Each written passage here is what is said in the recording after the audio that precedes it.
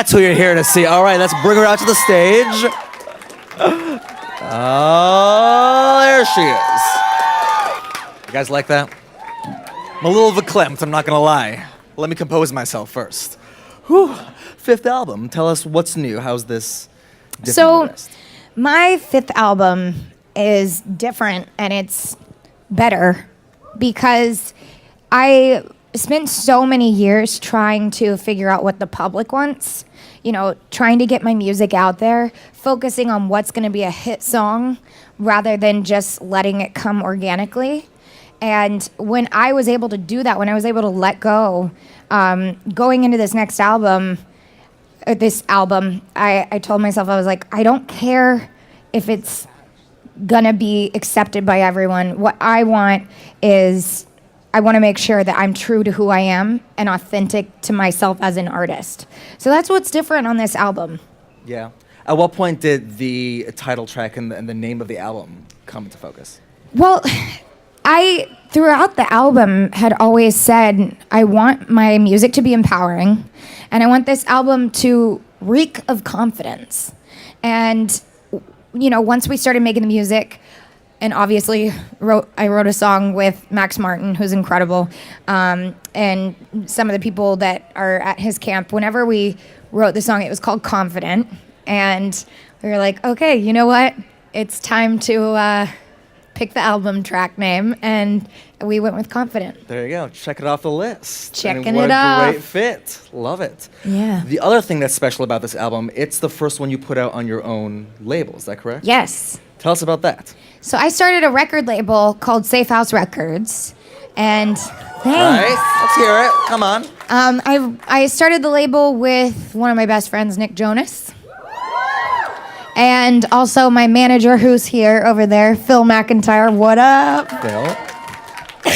And yeah, basically that's how we started. And with the label, we wanted to focus more on releasing our music first and getting, it out there. And then we're gonna hopefully develop some artists or maybe sign artists that just want to have a safer place to release music. Yeah. When was the idea born? When did you guys come up with it? We had always had the idea, and I had always talked about having my own label. We look at the bigger picture rather than just music with making an album. We've both become, Nick and I, and also Phil, we've all become really, we've become business people. I'm a businesswoman. So with that being said, I thought it was time to branch out, and the idea kind of came together about a year and a half ago, like officially. Got it. So we've been obviously talking a lot about confidence here, which brings me to a little shoot you did with VanityFair.com a little while ago. Yep. There were 3 rules. There was no makeup, there was no retouching, there were no clothes. Mm-hmm. How'd that come about? It was spontaneous, I hear. It was very spontaneous. I had actually kind of gone through some stuff. My really weird connection, but my grandfather had passed away like 2 nights before. And when I got to New York and I was thinking about the album, I just was thinking to myself, like, life has so much meaning and it's so short that I want to make an impact on this planet in an empowering way, not just with my music, but using my voice for good. And there's obviously a lot of photo shoots that I do that get retouched and whatnot, but I wanted to show what the true meaning of confidence is doing a photo shoot at midnight. And my manager was like, what are some, authentic ideas that we can do to showcase who you are more so? And I was like, I have an idea. Butt naked upstairs in my hotel room photo shoot, no makeup, no clothes, retouching. And he was like, are you serious? I was like, yeah. And so with crappy hotel lighting and no retouching, I bared all. And it looked great. And you guys, you saw? Beautiful. What was the reaction like? The reaction was, I actually expected backlash from that, because sometimes when you do photo shoots like that, people will say, oh, you're just trying to get attention, or where do you go from there? And for me, I actually, when I saw the response, I was so relieved and so happy that people saw the deeper meaning in it.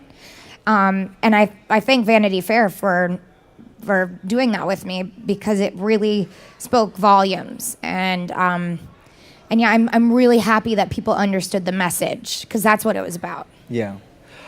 You got, what is it, 31.4 million followers on Twitter. You got a lot of people out Yeah. there listening to what you got to say.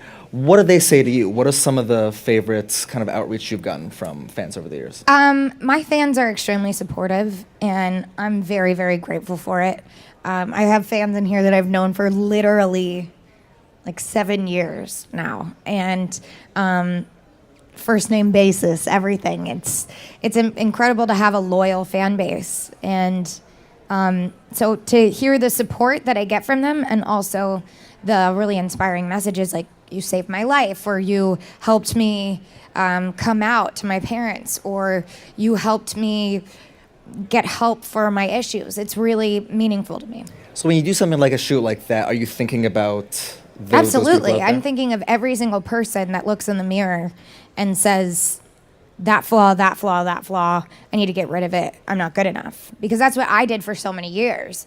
So not only was it empowering and hopefully inspiring to many people, it was actually very empowering and liberating for myself to be like, here, take it or leave it. Like, I got a bruise on my butt in one of the pictures. And yeah, that's it. That's me. I want to encourage people to be themselves, especially in this day and age where there's so much Photoshop and retouching and Instagram. We got to stay true to who we are. Yeah. Going back to the album, it closes on a very personal song. Yeah. Called Father. Mm-hmm. Tell us a little bit about that song, first of all. Father was a song that I wrote with an amazing artist named Lale. She's a Swedish artist, and she's incredible.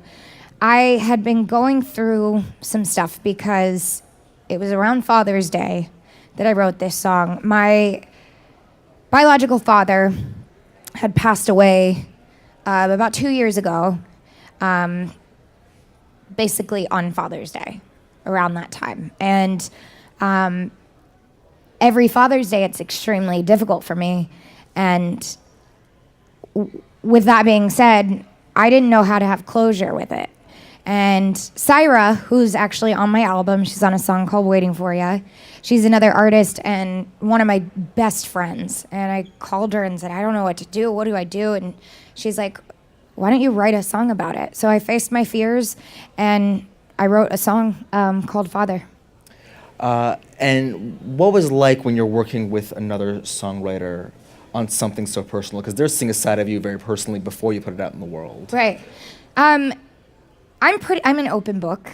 Like my motto is to not have secrets with the world, because then you just you walk on eggshells trying not to let the world find your deepest, darkest secrets. So I just put it all out there and hope that it inspires someone. With that situation, Lale and I were sitting in the room, and I just spilled my guts out to her, told her the story. One day I'll tell the story. It's a lot, but one day I'll tell the story. And she kind of let it digest and came to me with the idea, and then I finished the song. That's great. When I remember a while back, a few years ago, when you were recording Skyscraper, had a bit of it was an emotional recording. When you're doing a song like Father or Stone Cold, the kind of raw stuff, does it get emotional in there? Absolutely. Every time that I record a song, I need to relate to it, whether I wrote it or not. Most of the songs I wrote on this album, but Skyscraper I didn't write on, and you can really hear me connecting to the song. So with that being said, it was very difficult for me to write and record that. Mm-hmm. Father. Yeah. But you're one tough chick, Yeah. right? Let me ask you, what scares you? What scares me? Yeah. I don't like spiders. Spiders. But I have a really hard time killing them. Okay.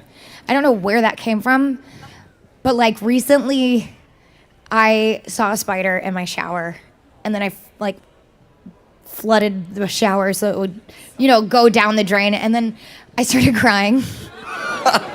I was on my period. Heightened emotions. But I started crying, and I was like, it didn't deserve to die. And then that's kind of stuck with me every time I go to kill a spider, so I'm just like, let it go. As long as it's not in my bed, then it's crossing my territory. Yeah. And I got to take care of it. Yeah. I don't care for spiders either, but I'll stomp them out. I just think not in my house, I hear you. Yeah. I hear you, but they're just looking for refuge. Okay. Do you have to have Wilmer come and kill them? Does he do that?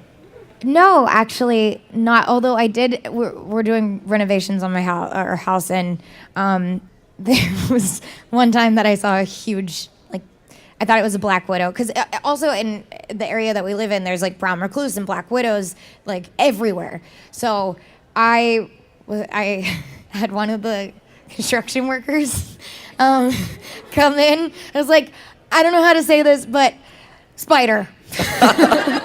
So he was like, okay, I got you. Came in, killed the spider. I was like, you're my hero. Oh, man. Well, it's good. You had the support from the construction workers. Yes. You got the support from all these people, right? You guys want to come kill some spiders for Demi later? All right, you know who to call.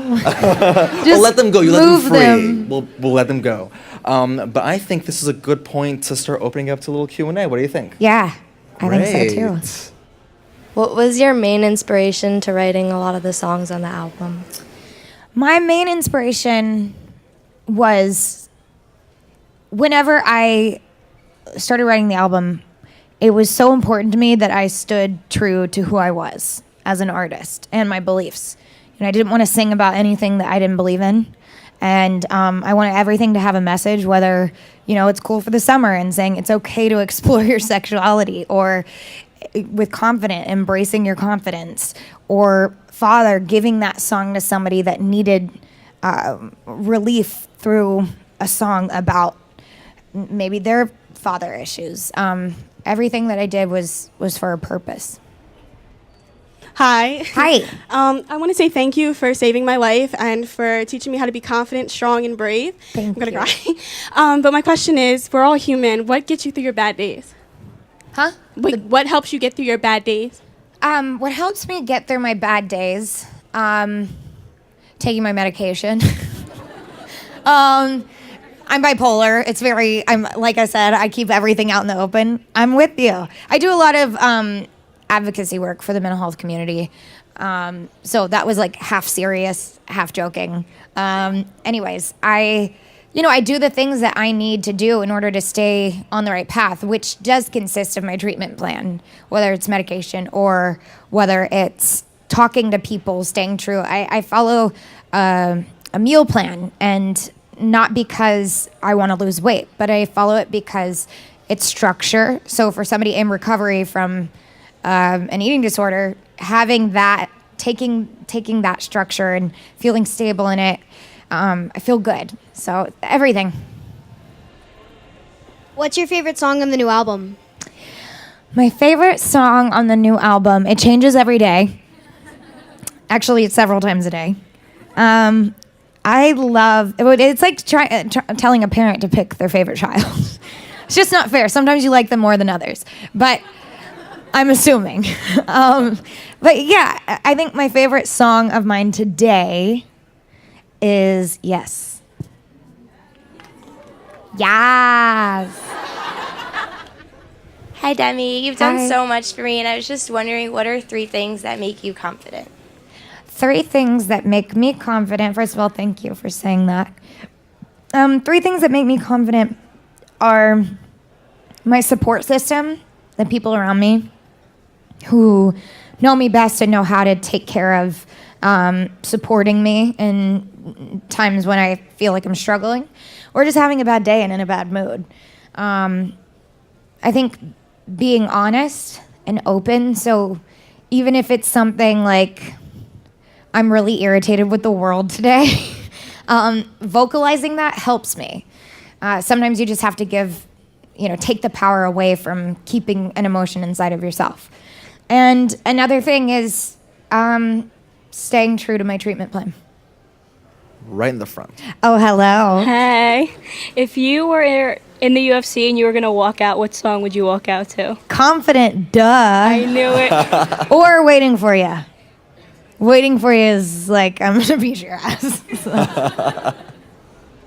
Hi, Demi. We came all the way from Bonaire. And Where?